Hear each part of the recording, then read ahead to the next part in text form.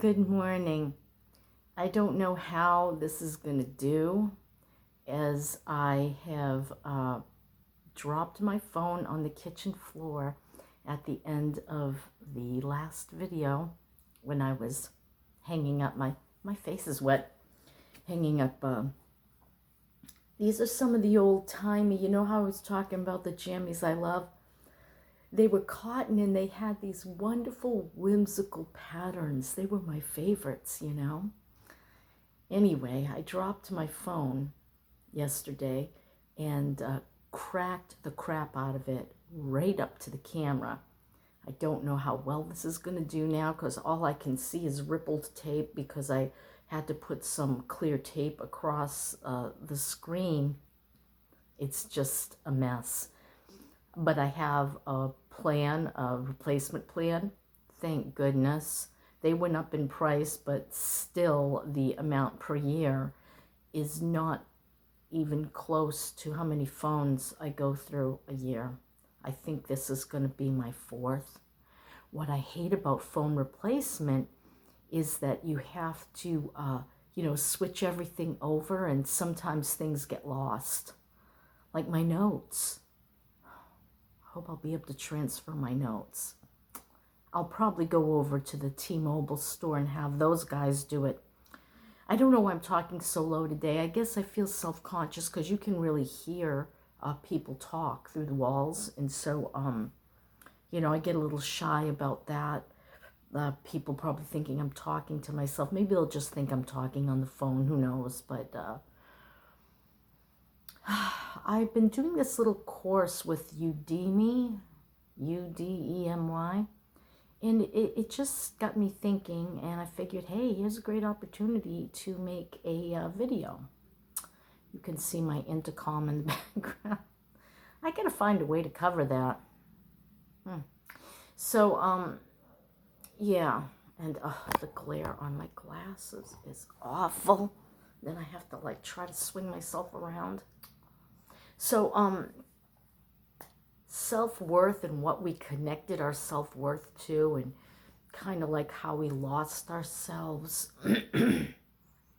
This course is concentrating too much about worrying about what others think. And I suppose along the way, I'm sure I've fallen victim to it. And I can think of some instances. I think I felt... I felt that others have looked down on me because I'm not educated. I didn't go to college.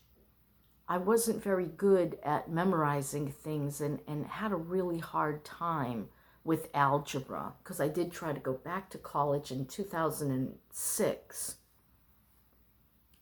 And it's just not for me. I was hoping to become what is it called? Not MRI, a technician for one of the newer back then, radiography or something. I can't remember. And they were offering it at the local college down here in Florida. So I started with a CPR course, which I did very well in, and I did one other course and did okay with that. But then I tried algebra. Ugh, what a scourge.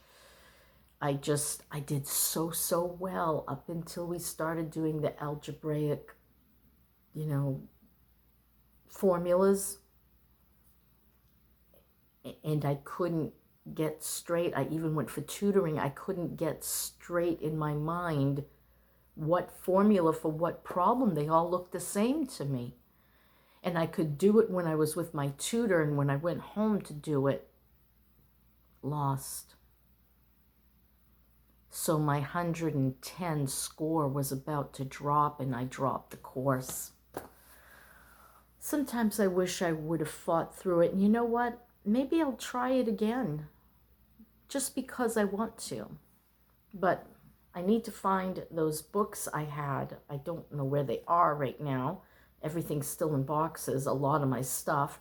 But I'd like to go through I was doing 4th grade math and English to brush up because I don't remember a lot of this stuff. What am I going to do with it? I don't know. Maybe just improve my self-worth. So I was thinking about my past because they said to, find out where you lost your authentic self. This just seems like kind of a new agey course, and I've already done the Wayne Dyer stuff, and I've been through William Waddles and or Wallace Waddles, and then Florence Scovel Shinn, and I've read everything on that sort of thing, and so this is just kind of like a repeat of all of that, but some things kind of tweaked my thinking patterns. And one was, I was thinking back on as a young woman who I was, especially when I met Dennis. Way, way back though, in my teens, I just wanted a little farm, a husband and kids. That was my goal in life. That's what I wanted. Dennis, we didn't discuss that. We both were not materialistic, but I didn't realize that back then he didn't want the responsibility of a home. I would learn that later. And so after being alone without him in apartments and rentals, I decided, and then we bought a little shack in Virginia. I was fixing it up, and it had no land, but we had a piece of land, and I was hoping to start building on that piece of land in Virginia. And it was up in the Blue Ridge Mountains. It was just wonderful. It really was. But the real piece I wanted was 2 pieces down, and it had a beautiful creek, but we didn't have the down payment for that, and someone else bought it. So I took this piece that was affordable to us.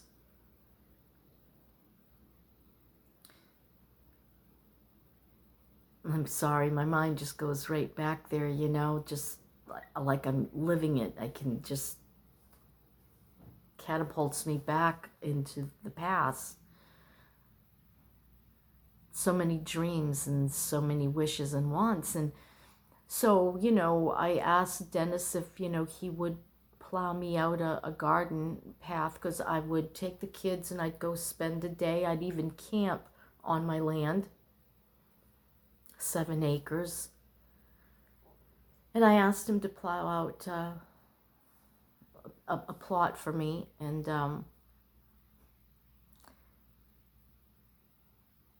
after a while, he said to me, "I'm a merchant. I'm not a farmer. I'm going to work." And I said, "Then I'm going with you." And we hit the road and stayed on the road for 10 years. 3 kids. That was before Bonnie. Michael was just a wee little thing. And Rachel was about 9 or 10, about 9. And we took to the road, and we would camp up north in a campground in New Hampshire. And in the winter, we'd head down to Florida. And back then, you could find, it wasn't anything fancy. It was like a 1960s house, 2-bedroom, 1 bath, very dated, furnished, $450 a month. Everything was included. Like I say, it wasn't pretty. It didn't have a pool. It did have a backyard, and that was pretty much our lives, how we lived for 10 years. It wasn't bad. Dennis was having issues with his family, and I was having issues with mine, and so we decided to take a hiatus and just start tooling across country. He wanted to show me the places that he had been, and I wanted to see them before we got too old, because my father died when he was 48, and I knew there was no guarantee that retirement would allow us to see the things. And it's like it was a premonition, because If I had waited for retirement, I would have never seen all the things we got to see. And I'm so glad I said to him, show me. And he did. He'd do anything for me, except for let me spend money. But we spent a lot of money. Actually, it wasn't bad. We had $5,000. We sold everything we had. We had a little Chevy Cavalier wagon, and we stuffed two of the kids in there when Denny and Rachel. Denny Jr. was only like not even 2 years old yet. He would turn 2 in Lake Tahoe when we got out to California. We started off in Portsmouth, New Hampshire, sold everything off, got in the vehicle, and off we went.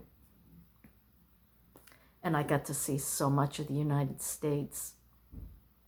I had so many wonderful experiences because that wasn't the first time. We would do it an additional 2 more times over the course of 3 years. Michael was just a baby, 9 months old, when we did our second stint. And he was about, how old was he? 7 or 8 when we did our last stint.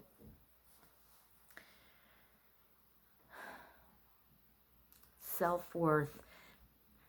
I knew what my husband's family thought of me. They made it pretty clear. They would, when there were family gatherings, they would exclude me from conversations. You know, they'd start by asking some demeaning question, and then they would just turn away and start talking to themselves and praising, you know, certain, like his brother Jim had a new girlfriend, and they were, you know, talking about her and her education, and it was so clear what they thought, you know, but I didn't let that bother me. I just, you know, went and found Dennis and see what he was talking about, and to who, usually his brother Jim, he liked to talk to. And I guess, you know, I believed that the greatest thing I could achieve was motherhood,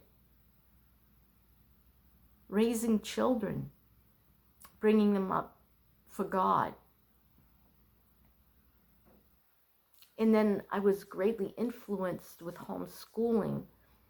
First, I saw this article in the paper, and I tried to find these people. I found out where they lived and kept going over there, but they were never home. They lived out in the woods in Durham, New Hampshire, and I saw an article about their homeschool life. And I said, this sounds great, because Rachel, my oldest, was not doing well in public school or private school.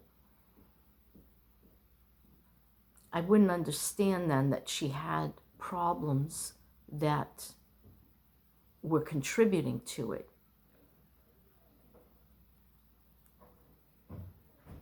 And even though his family fought hard against us, against homeschooling,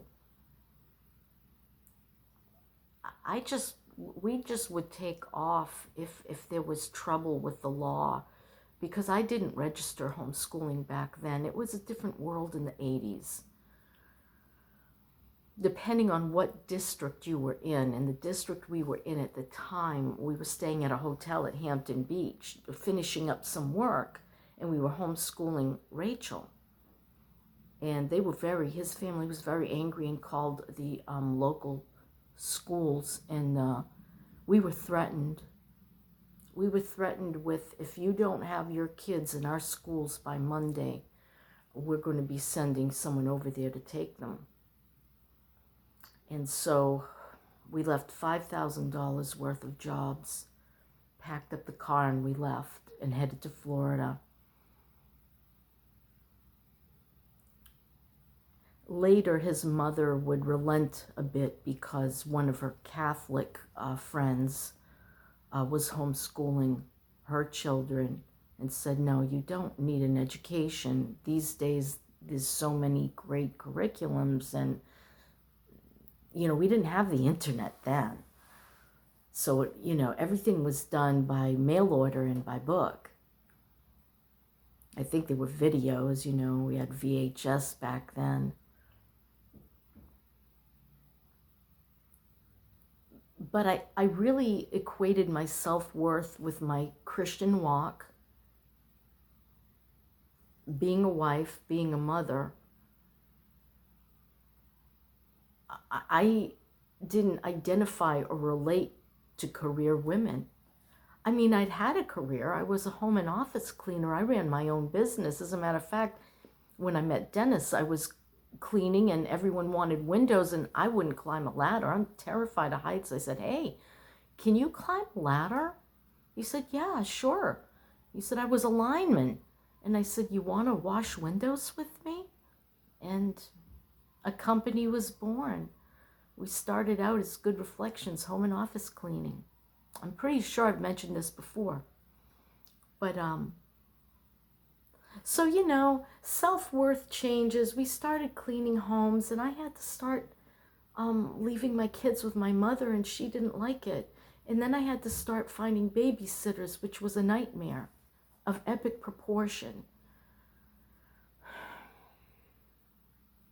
Finally, I said to Dennis, I want to stay home with my kids. This is what I want to do. And so we reduced the workload so he could handle it, and I would come help him on the hard jobs. And my mother would, occasionally sit, not like every day.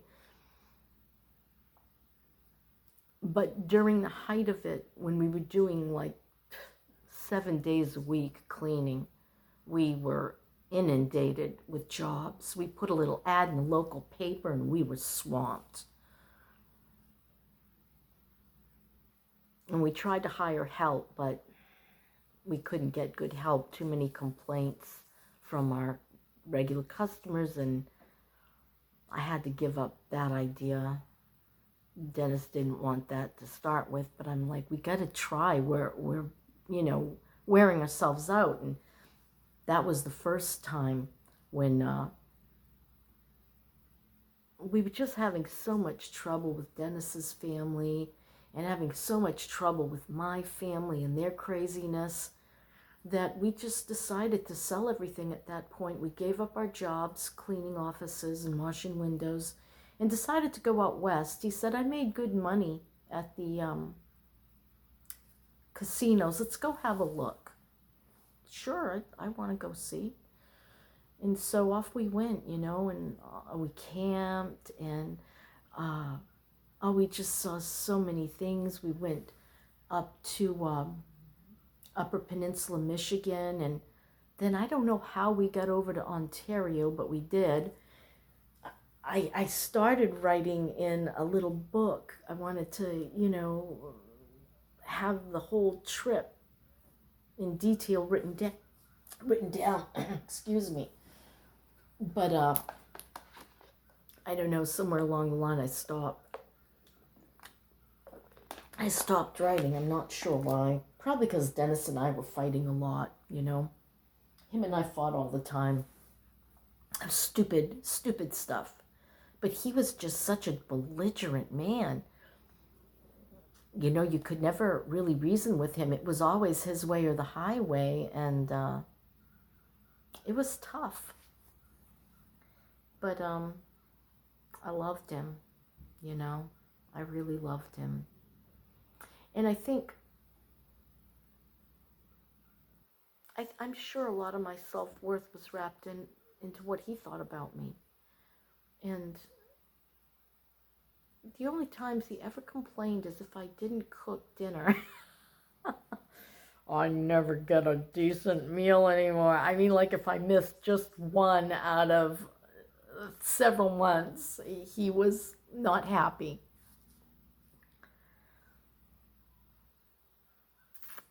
But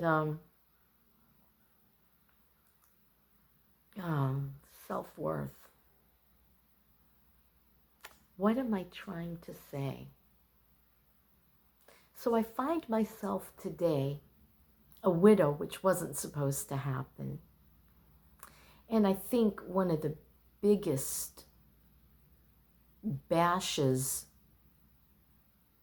not to my self-confidence and worth, because I know what I am and what I did for my late husband as he declined. But to be accused of neglect by his family angered me. And I'm just getting over it at almost 2 years of his death, the fact that that's who they were and they're never going to change. They never liked me. And I got along with Maureen, his second to the youngest. Yeah. They were very close because they were closer in age. And so we'd go see her a lot. And you know what? I thought she knew me. And I suppose there is hurt there in that I thought she knew me and what kind of person I was.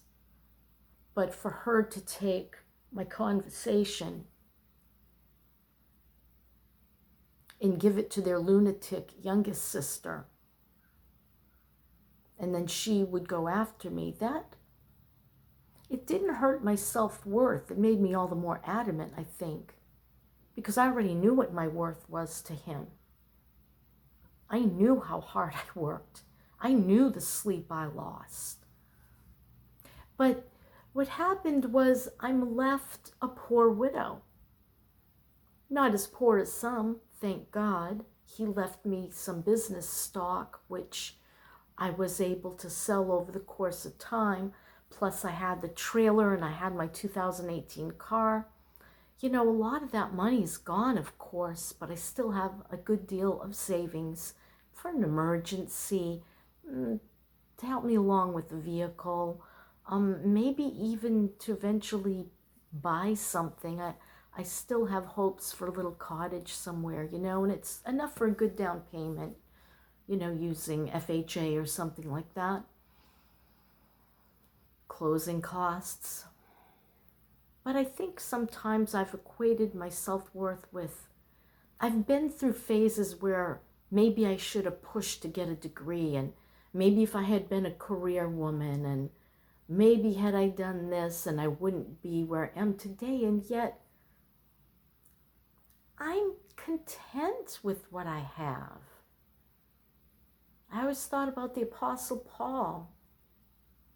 He talked a lot about being content with where we were at and what we had.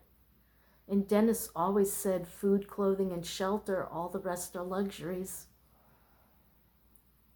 So is self-worth how much you have in your IRA? Is self-worth how much you achieved in this world for that IRA? Is self-worth equated to what you learned in an institution, the thoughts of other men?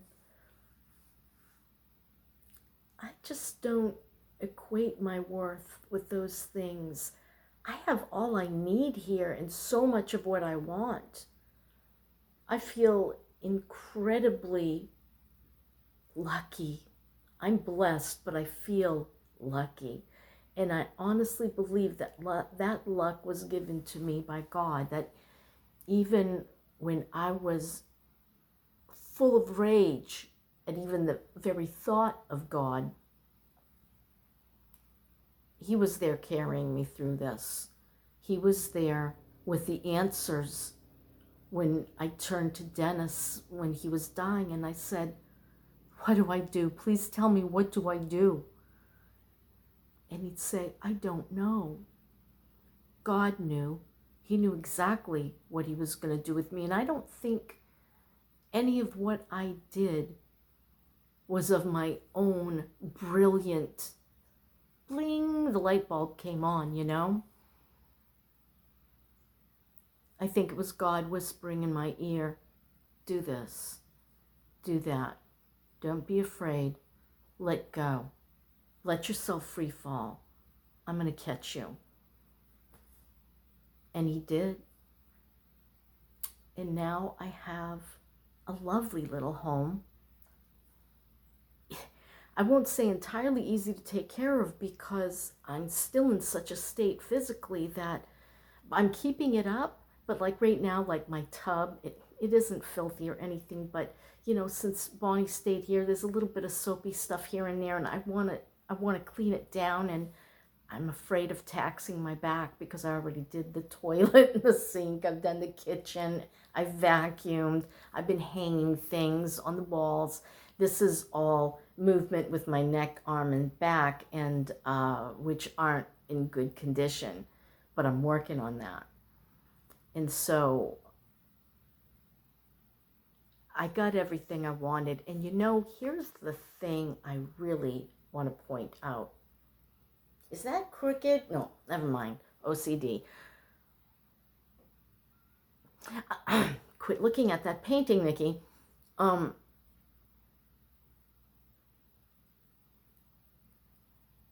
God, in his infinite wisdom, let's remember that Jesus was not a college graduate. He was a carpenter's son and probably did carpentry until his mission when he was 33. Or was it 30? Whatever. And I'm so sorry. I don't know if that's all supposition, what? As to how old he was when he started and how old he was when he ended his mission on this earth. But what's really going to count, I believe, is who we were,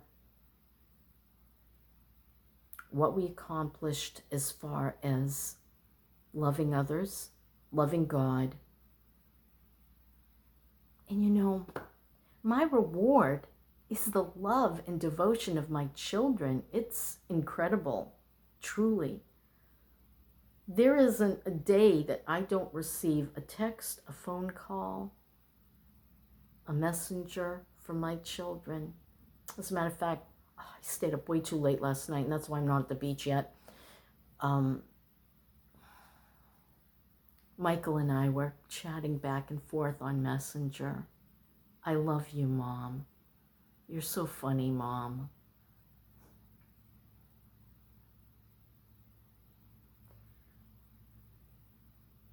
I'm a grand success. I have a life I think is second to none. And yeah, I know people who have big fancy homes up north. They have money. They have some prestige. I'm thinking of my Bonnie's boyfriend's mother in particular.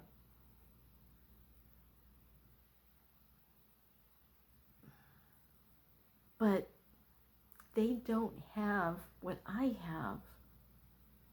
A deep, abiding relationship with their children. The certainty that God has their back. And I guess I'm thinking of my husband's family as well, They have big fancy homes up north, except for one of them. She ended up in a mobile home in a park. And I think nothing wrong of that. And she was highly educated, but she had a lot of issues, and it's unfortunate. But she was one of the ones who snobbed me, often. And you better watch what you do in this life, how you treat others. It might come back to you. You can look down at others, but you better take the splinter out of your own eye before you mention rather take the log out of your own eye before you mention the splinter in someone else's eye. So I feel very worthwhile. I'm still here for my children, helping them, advising them, listening to them. Mostly they want me to listen and not advise, which is hard because I always want to let me fix this. But really and truly, God will fix it. I trust him to take care of my kids, even the ones that don't believe in him. I still pray for them. I say, Lord, for my sake, Lord, for Dennis's sake. And guys, I've run into 30 minutes. So that's my story, and I'm sticking to it. Thanks for listening to me ramble. I appreciate it. It gives me a few bucks added on to the bucks that are already sitting waiting for me. And then I can do more shopping. Yay! No, really, I have to pay off my debts now. I've shopped enough and I got to get my act together. But it's been fun. All right, guys. Be happy. Stay safe. And I'll talk to you soon. Bye.